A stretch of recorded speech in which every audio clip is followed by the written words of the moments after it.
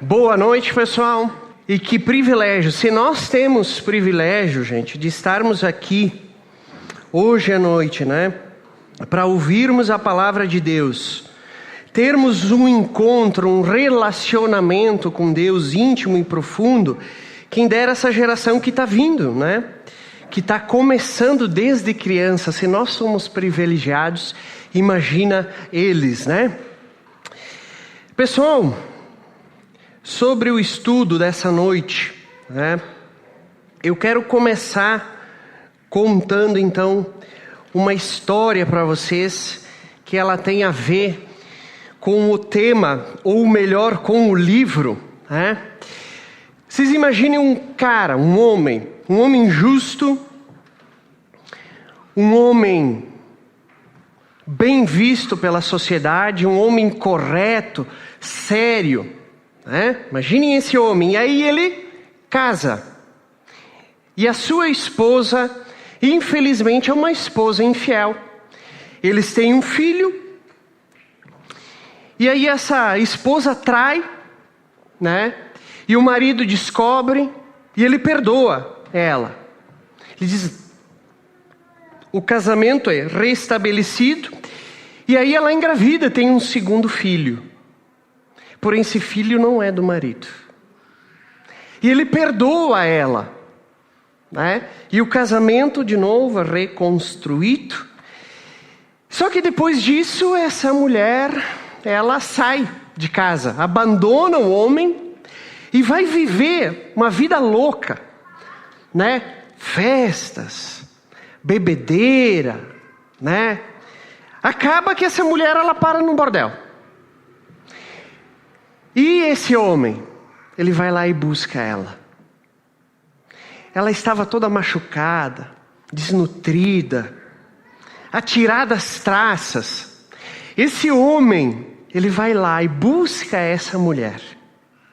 Coloca ela para dentro de casa, cuida dela, ama ela. E eles têm um terceiro filho. E adivinha o que a mulher faz? Trai de novo. E aí eu gostaria de saber de vocês, não precisa responder.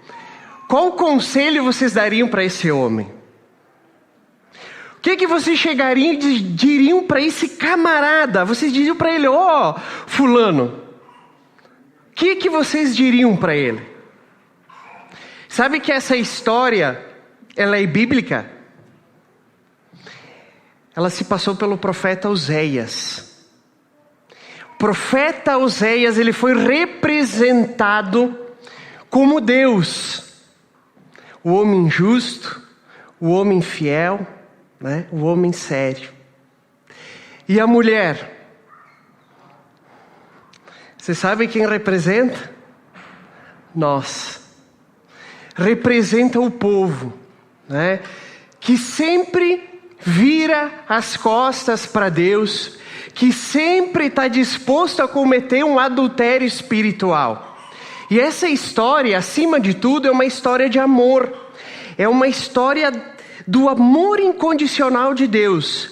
Que mesmo muitas vezes, quando nós quebramos o nosso relacionamento com Deus, mesmo quando a gente vira as costas para Deus, mesmo quando nós somos infiéis a Deus, Deus vem ao nosso encontro. E Ele restaura, né? Ele transforma de novo o nosso relacionamento com Ele. Deus, Ele vem ao nosso encontro. E eu estava pensando, né, gente?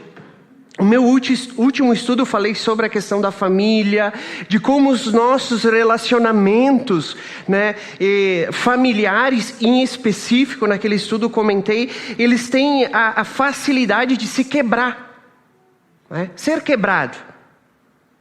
E se a gente analisar, nós temos, infelizmente, a facilidade de quebrar vínculos, né, de trocar. Talvez uma geração um pouquinho mais velha, né? Não vai ter tanto isso como a gente vê na geração nova, que talvez, um fato, né? Eles vão passar por mais de 10 a 15 empregos. Porque se a relação não está muito boa, eu vou procurar outra coisa. essa relação descartável, né? E pensando assim, todos nós, infelizmente, quando a gente olha para as nossas amizades, tem algo que precisa ser restaurado. Quando nós olhamos para os locais que a gente frequenta, né, escolas, trabalhos, tem alguma relação que por algum motivo ela foi quebrada e ela precisa ser restaurada. Na nossa família, quantos casos, irmãos brigados com irmãos, tios, parentes, que há anos não se veem mais, né? Falta de perdão, que precisa ser restaurado. Nós temos, infelizmente, a facilidade de quebrar, né, relacionamentos. E talvez a pergunta mais importante que eu posso deixar hoje à noite, né, para vocês é: como está o teu relacionamento com Deus? Como está o meu relacionamento com Deus? Ele precisa de restauração? Eu estou sendo fiel a Deus? Pensem nisso. Coloquem no coração de vocês essa pergunta e eu espero que o Espírito Santo, ele venha ao nosso encontro e ele fale sobre esse tema. Deus é especialista em restauração. Deus é especialista em restauração. Vamos orar? Amado Deus, nós queremos, Pai, diante da Tua palavra, Senhor Jesus, que vai ser lida agora, Senhor Deus. Pai, que o Senhor venha ao nosso encontro, Senhor Jesus. Que o Teu Santo Espírito, Pai, fale ao nosso coração, Senhor Deus. Nós carecemos de entendimento, Pai. A Tua palavra não é um livro comum, é um livro sagrado, Pai. Foi as Tuas palavras deixadas para nós, Senhor Deus. Então que elas venham até nós, Senhor Jesus, e que elas façam a devida mudança na nossa vida. Nós clamamos a Ti, Senhor, pelo Teu santo nome, Senhor Jesus, nós oramos. Amém? Por favor, abram as suas Bíblias no profeta Oséias. Enquanto vocês abrem, eu vou comentando um pouco sobre o contexto do profeta Oséias. Ele é considerado um dos profetas menores na Bíblia, na nossa divisão, não por ser um profeta de menor expressão, mas por ele ter menos escritos, ok? O profeta, ele profetizou mais ou menos por volta do ano 720, 750 antes de Cristo. E ele foi profeta do reino de Israel. Ainda os reinos eram divididos. Só para a gente ter um panorama, tá? Nos capítulos 1 ao 3, o Senhor ordena, né, que Oséias, então, ele case com uma mulher, a Gomer. Tá? E essa mulher, ela vai ser então uma mulher infiel. Toda essa história vai se desenrolar nos capítulos. Isso é o que? Um exemplo de como Deus ama um povo, né, que é infiel. Então, gente, leiam, é muito, muito legal a história desse profeta Oséias, como Deus usa a vida dele para mostrar isso. Nos capítulos, né, do 4 ao 6, então, Deus vai mostrar como o povo de Deus rejeitou a palavra do profeta, se virou as costas, fez aliança política, adorou ídolos, virou as costas para Deus. Aí nos versículos 7 e a 14, então, o profeta Oséias vai dizer qual vai ser a condenação, o que vai acontecer com o povo, por ele ter depois se virado, né, as costas para Deus. E o mais importante vai ser o nosso foco, que nós vamos ler no capítulo 14, que mostra, então, no final do ministério do profeta, né, ele vai dar uma palavra de esperança e uma promessa de restauração. Porque Deus, ele é especialista em restauração. Deus é especialista em restauração. Vamos à leitura da palavra de Deus? Oséias capítulo 14, nós vamos ler todos os versos, ok? Aí você vai ter um tema, só ler 13 capítulos, que a gente já vai ler, que coisa boa, né? Vamos à leitura? Volte, ó Israel, para o Senhor, o seu Deus. Seus pecados causaram sua queda.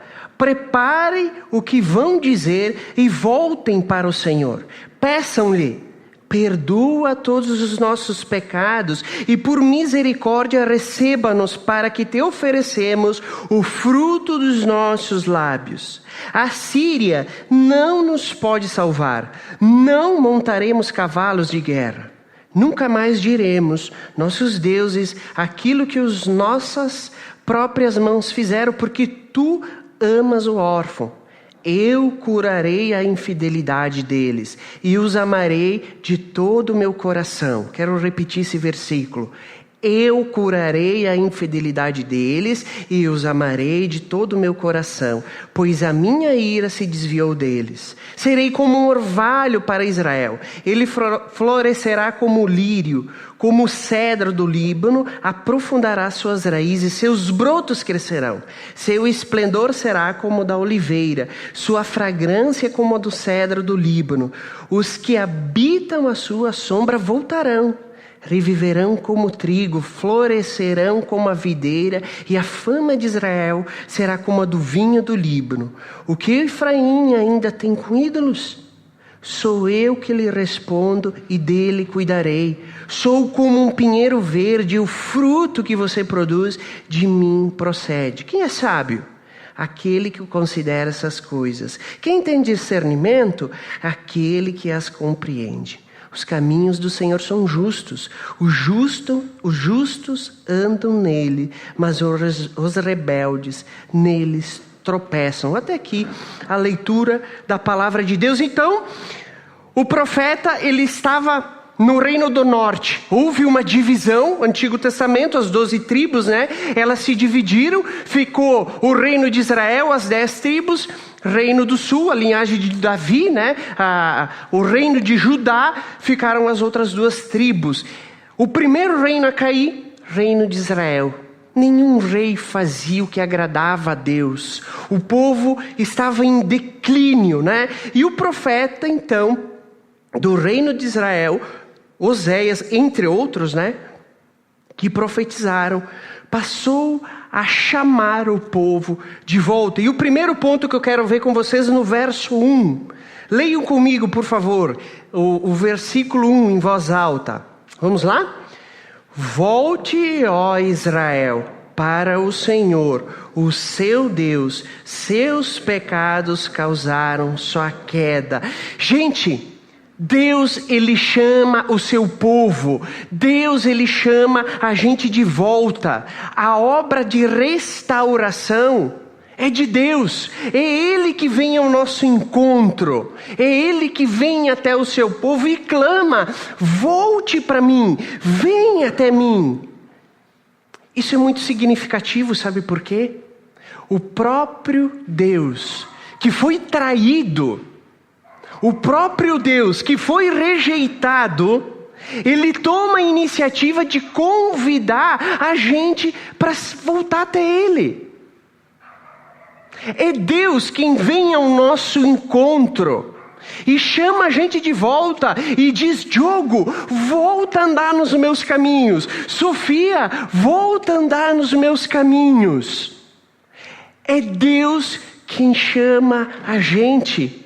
E no Novo Testamento, Jesus Cristo veio ao nosso encontro. Aquele que não é digno, né? Nós não somos dignos nem de desatar as sandálias de Jesus, nem de lavar os seus pés. Esse Deus, um Deus de amor, que vem ao nosso encontro e chama a gente de volta. Chama a gente para voltar para os seus caminhos, mesmo a gente sendo infiel. Mesmo a gente virando as costas para Deus. Qual que é a nossa situação? Em Efésios 2:1, você não precisa abrir. Um versículo bem conhecido diz: vocês estavam mortos nas suas transgressões e pecado, nas quais costumaram a viver, quando seguiam a presente ordem, né, do príncipe do ar, aquele que agora atua nos que vivem na desobediência. Nós estávamos mortos espiritualmente. E o que um morto pode fazer? Nada, né? Ele está morto.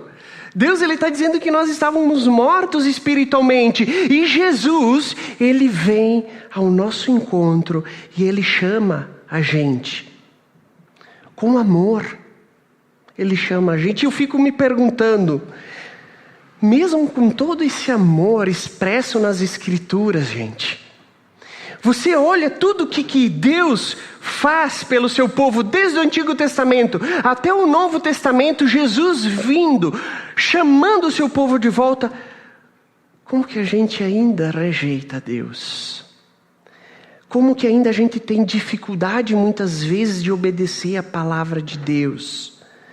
Por que nós temos essa facilidade de quebrar o nosso relacionamento com Deus? Mesmo sabendo que se Deus é um Deus de amor. E o profeta Oséias, ele diz, no capítulo 11, volta aí uma página, por favor, 11:7. Alguém gostaria de ler, hein? Meu povo está decidido a desviar-se de mim, embora sejam conclamados a servir ao Altíssimo. De modo algum o exaltaram. Olha só, o meu povo está decidido ao quê? A desviar-se de mim. Embora sejam conclamados, embora Deus está sempre chamando, volta enquanto é tempo, volta para os caminhos de Deus. Parece que a gente está decidido, né, a se desviar de Deus. Era a situação do povo de Israel. Não se esqueçam, povo escolhido, né? Desviavam de Deus. Vamos lá para o capítulo 5. 5:4. Olha o que diz.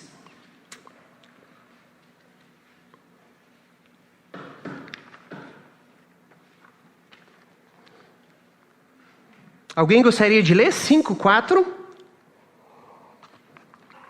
Suas ações não lhes permitem voltar ao seu Deus. O espírito de prostituição está no coração deles. Não reconhecem o Senhor. Olha esse versículo, gente. As suas ações não permitem que eles voltem para Deus. Estão obscurecidos, não conseguem enxergar. Fala de um espírito de prostituição. Gente, não é que existe espírito do alcoolismo, espírito da prostituição, espírito da drogadição. Isso não é verdade. Ele está usando o exemplo de Oséias e a sua esposa. Não conseguem olhar para Deus, não conseguem se voltar para Deus. E uma coisa importante, lembra da pergunta que eu fiz? Como está o seu relacionamento com Deus? É importante a gente analisar por quê, gente.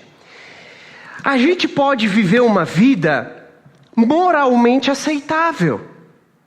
A gente ali fora podemos ser considerados pessoas boas, simpáticos, né? Podemos ser considerados pessoas amáveis, aceitas pela sociedade. E inclusive muitas atitudes nossas podem ser louvadas pelas pessoas aí fora.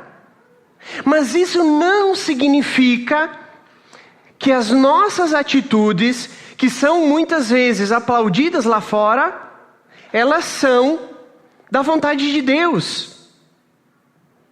Isso é importante ficar claro, porque muitas vezes nós temos uma conduta de vida que socialmente ela é aceitável,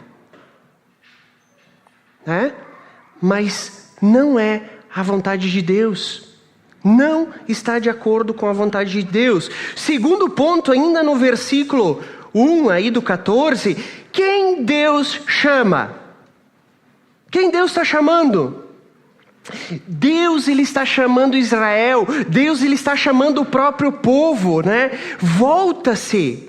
Israel tinha se desviado, pegado atalhos no caminho, né? Atalhos perigosos. Israel se envolveu com a aliança síria, depois da qual virou cativo, né? Se envolveu e confiou em outros deuses, não confiou em Deus. Eles se desviaram do caminho de Deus, pegaram atalho, e Deus estava chamando os da casa. Deus estava chamando o seu povo. Deus não estava chamando os perdidos. Isso é importante nós atentarmos, gente, porque nós temos a facilidade de nos tornarmos pessoas religiosas e esfriando com o passar do tempo. E perdendo o amor com o passar do tempo. Lembra algo que a gente tem frisado muito, que não importa tanto quanto você começa, né? Eu saio lendo a Bíblia todo ano, evangelizando, falando de Jesus para todo mundo, onde que eu tenho oportunidade? Daqui 2, 3 anos você está desviado. Cristão, né? A conversão é para a vida toda. Os primeiros passos, né? Às vezes tu pega uma pessoa que talvez está me se arrastando, vai indo. Você vem daqui 40 anos, ela está firme na fé. Ela tomou uma decisão convicta. É não se desviar dos caminhos. Nós podemos se desviar dos caminhos do Senhor. Por isso que o terceiro ponto, ainda no versículo 1, o perigo do pecado. Olha só, versículo 1b diz: seus pecados causaram sua... Me ajudem lá. Seus pecados causaram a sua... O pecado de Israel levou ele à queda. A nação caiu politicamente, moralmente e espiritualmente. Olha o Warren Wiersbe, o comentarista das Bíblias, né? De vocês, muitas pessoas compraram essa Bíblia de estudo. Ele diz o seguinte, preste atenção nessa frase. Quando um pecado ele entra no íntimo do coração e não é tratado, age como uma infecção insidiosa, silenciosa, traiçoeira. Ela cresce silenciosamente, causa perda de apetite espiritual, provoca cansaço e fraqueza. E então vem a prostração. Gente, não subestimem o pecado. Por favor, não subestimem o pecado, por menor que ele seja. Talvez você está pensando, mas e o que eu faço? Ninguém vê, Diogo. Ele vai dominar teu coração. Nós temos uma pessoa muito querida em Bento, que Jesus já chamou ele. Uma pessoa que estava vivendo tranquilamente, e aí começou a se sentir mal, e ele descobriu que estava com câncer. Pouco tempo depois, o câncer se espalhou por todo o corpo e ele veio a falecer. O pecado, ele é que nem essa doença que entra muitas vezes silenciosa. E se nós não tratarmos no começo, ela vai destruir a gente. Ela vai fazer com que a gente se desvie dos caminhos do Senhor. Não subestime aquele pecado que você faz escondido. Diogo, é só um videozinho de pornografia que me mandaram. Não subestime o pecado. Uma mentirinha boa. Não subestime um pecado. Não subestime. Ele vai criar raiz no nosso coração. E assim foi com o povo de Israel. Por isso que Deus nos mostrou por meio do profeta, né? Que a base do nosso relacionamento com Deus, gente, é a fidelidade espiritual. O nosso relacionamento pessoal com Deus só pode ser restaurado quando a nossa vida ela expressar um compromisso com a fidelidade, com a santidade. O pessoal do louvor, o Juliano falou, processo de santificação na nossa vida. Nós buscarmos conhecer a Deus e nos tornarmos mais parecidos com Deus. Essa é a base do nosso relacionamento com Deus. Por isso que nós podemos estar vivendo uma vida lá fora moralmente aceita, mas que não é da vontade de Deus. Porque nós precisamos entender qual é a vontade de Deus para as nossas vidas. Gente, vocês lembram daquela passagem famosa que Jesus se deparou com uma situação onde queriam apedrejar uma mulher adúltera, né? Todos estavam lá e aí Jesus, ele diz: se alguém não tem um pecado, atira a primeira pedra. Todos largaram as pedras e saíram, e só ficou Jesus e aquela mulher em pé. Imagina que cena linda. E aí Jesus, ele pergunta para a mulher: ninguém te condenou? Ela diz: não, Senhor, ninguém me condenou. Eu também não te condeno. Seus pecados estão perdoados. O versículo termina aí? Não. O que continua? Vai e não peque mais. Há perdão, há amor, há restauração, mas há o pedido. Vai e não peque mais. Jesus, ele não veio para condenar. Jesus, ele não veio para, ele veio para nos dar uma nova vida. Ele veio para restaurar. Mas a base desse relacionamento, vai e não peque mais, é mudança de vida, é restauração. Gente, por isso que nós entendemos algo muito importante, que o Evangelho é mudança de vida. O Evangelho de Jesus é um chamado a uma nova vida. O Evangelho de Jesus não é um chamado à riqueza, à prosperidade, mas é um chamado a uma mudança de vida. É mudança. A verdadeira conversão nos conduz pelo caminho de santidade, não por anseio à prosperidade. A conversão, ser cristão, gera em nós um anseio por Deus, um relacionamento com Deus. Não um anseio por riquezas ou por dinheiro. Quarto, há uma condição para a restauração. Versos 2 e 3. Vamos de novo à leitura? Preparem o que vão dizer. Voltem-se para o Senhor. Peçam-lhe, perdoa todos os nossos pecados e por misericórdia receba-nos, para que te ofereçamos o fruto dos nossos lábios. A Síria não pode nos salvar.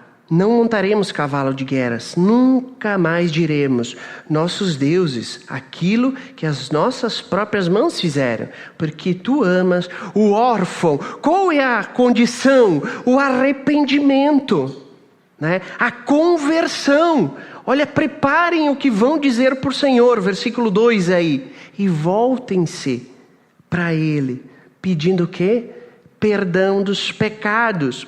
Israel devia se voltar para Deus e confiar em Deus, e não confiar nas alianças estrangeiras. Confiar em Deus, arrependimento, gente, significa mudança de mente. O arrependimento é um sentimento, é uma direção. Trata-se de uma mudança interna e que ela vai ser expressa externamente. Envolve desejo, eu quero mudar, propósito e ação. A gente tem que querer buscar mudanças na nossa vida.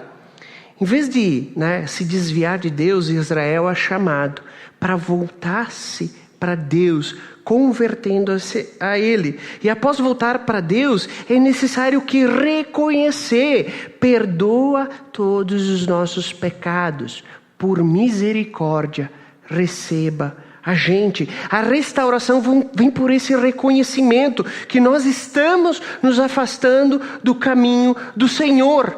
Arrependimento não é remorso. Arrependimento não é peso na consciência. Muitas vezes nós somos enganados pensando que arrependimento é aquele sentimento de errei. Isso é peso na consciência. Se não gerar mudança de vida, se não gerar frutos, não é arrependimento. O arrependimento, ele começa no nosso coração e ele vai demonstrar frutos. Esse é o processo de arrependimento. Lembra-se do filho pródigo? Quando ele estava lá nos porcos, se alimentando dos porcos, ele disse: na casa do meu pai, nenhum empregado passa assim, nenhum empregado fica nessa situação que eu estou, que besteira que eu fiz. Ele se arrependeu? Até esse momento, ele ficou com peso na consciência pela má decisão. O arrependimento foi quando ele saiu daquela situação e foi até o pai. Ele chegou na frente do pai e disse: pai, pequei, errei, me perdoa, agora eu quero mudar. Eu quero ter uma nova chance, uma nova vida. É isso que Jesus faz por nós. Ele nos dá uma nova chance, ele restaura os nossos relacionamentos. Por fim, pessoal, vem as promessas de Deus. As promessas de Deus para o seu povo, para aquele que se volta para o chamado. Volta a Israel. Em primeiro lugar, versículo 4a. Olha o que diz: eu curarei a infidelidade deles e os amarei de todo o meu coração. Deus está falando isso para a gente. Deus está dizendo, a gente é infiel, né? E Ele está dizendo: eu vou amar vocês de todo o coração. Eu vou amar vocês de todo o coração. Deus, ele vai curar a nossa infidelidade. A infidelidade de Israel era uma doença. O povo não tinha poder para curar a si mesmo. Então Oséias, ele compara essa cura. A cura aqui é prometida abertamente. A infidelidade é tudo aquilo que leva a gente para longe de Deus. Deus não só chamou a gente, como Ele vai restaurar e Ele vai curar a gente. Ele vai curar a infidelidade. Quanto mais nós nos aproximamos de Deus, mais nós vamos tendo uma vida santa. Mais nós vamos abandonando o pecado. Mais nós vamos nos tornando semelhante a Cristo. Deus nos dá em Jesus Cristo um novo coração, uma nova vida, um novo começo, uma restauração. Jesus, ele quer restaurar a nossa vida. É isso, gente. Jesus, ele quer restaurar, em primeiro aspecto, primeiro ponto, ele quer restaurar o nosso relacionamento com Ele, como que está a nossa vida. E quando Jesus entra na nossa vida, Ele não restaura apenas o nosso relacionamento. Todos os relacionamentos ao nosso redor são afetados. Com os nossos amigos, com a nossa família. Como que eu aprendi a amar mais a minha família, a respeitar mais minha família, a saber pedir perdão, a reconhecer, a baixar um pouco o nervosismo. Sabe por quê? Porque Jesus, ele vem para restaurar, ele vem para transformar. Essa é a promessa. Segundo, Deus ama incondicionalmente. Eu amarei de todo o coração. Deus ama o seu povo. E aqui é uma coisa interessante. Deus, ele ama não pelo que a gente é. Deus ama porque Ele é amor. Deus diz para Oséias: recebe tua esposa de novo. Ama ela. Porque não é pelas atitudes dela, é por quem você é. É a expressão de que Deus é. Quando nós pecamos, nós desagradamos a Deus, nós desobedecemos a Deus, Deus ama a gente. Você acha que Deus tá assim, vou amar o Diogo, ó que guri bom, vou escolher ele, né? Não é, gente. Porque se fosse por mérito, se fosse por obras, se fosse o que eu podia dar para Deus, Deus ama a gente incondicionalmente. Mesmo nas nossas falhas, mesmo com a nossa infidelidade, Deus ama a gente. Versículo 5 ao 7 eu gostaria de ler com vocês. Acompanha comigo, por favor. Serei como orvalho para Israel, ele florescerá como lírio, como cedro do Líbano, aprofundará suas raízes, seus brotos crescerão, seu esplendor será como o da oliveira, sua fragrância como a do cedro do Líbano. O que habitavam as suas sombras voltarão, e viverão como o trigo, florescerão como a videira, e a fama de Israel será como a do vinho do Líbano. Olha que coisa linda! Sabe o que é o orvalho para uma terra árida? Sabe o que é o orvalho para um deserto? É vida. É vida. Deus diz que Ele vai ser orvalho na nossa vida. E tem uma frase muito bonita aqui que é Dionísio Pepe, que diz o seguinte: o Deus que cada dia unge bilhões de folhas e pétalas com pérolas de orvalho é o mesmo que visita pelo Espírito Santo seus filhos espalhados pelo mundo. É o mesmo que visita pelo Espírito Santo seus filhos espalhados pelo mundo. Para a sobrevivência das plantas, Deus repete fielmente e em todo lugar esse pequeno milagre, mandando a cada planta o precioso líquido sustentador. Quanto mais Deus deseja tocar com vida e restauração cada um de nós. Tocar com vida e com restauração cada um de nós. Como está teu relacionamento com Deus? Precisa ser restaurado? Deus está te chamando, volta, ó Israel. Deus está te chamando para vir nos caminhos dele. Essa é a mensagem de Oséias, para a gente se voltar. O que precisa ser restaurado na tua vida? Como está a relação com a tua esposa? Como está a relação com teu marido? Com teus filhos? Você precisa sentar e conversar com teus filhos? Você precisa dizer, me perdoa? Você precisa dizer, eu te amo? O que precisa ser restaurado? Com irmãos, com tios, com amigos? Baixa a sua cabeça. Pensa nisso. Diante da palavra de Deus só existem dois grupos, gente. Os que ouvem a palavra e os que obedecem, e os que, embora ouçam, rejeitam, se desviam. Diante da palavra só existe duas escolhas: andar pelos caminhos de Deus ou virar as costas para Deus. Escolha andar nos caminhos de Deus, escolha o perdão, escolha a restauração. Você lembra o que Moisés disse? Eu coloco vida e a morte, bênção e maldição diante de vocês. Escolham a vida. Escolham a vida, é isso que Deus está pedindo para nós.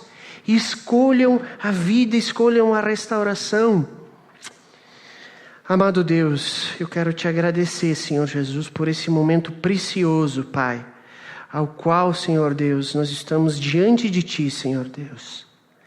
Pai, reconhecemos que desviamos dos Teus caminhos constantemente, Pai, e queremos nos voltar a Ti, Pai. Queremos Te conhecer, queremos conhecer esse Deus de amor, esse Deus que vem ao nosso encontro e que ama a gente.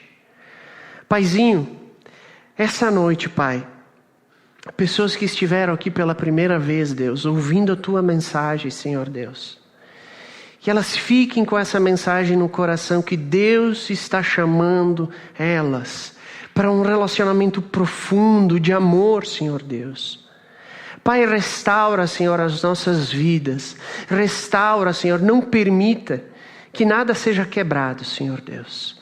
Nós cremos nesse Deus de amor, nesse Deus restaurador, Pai, e nós te agradecemos por esse amor.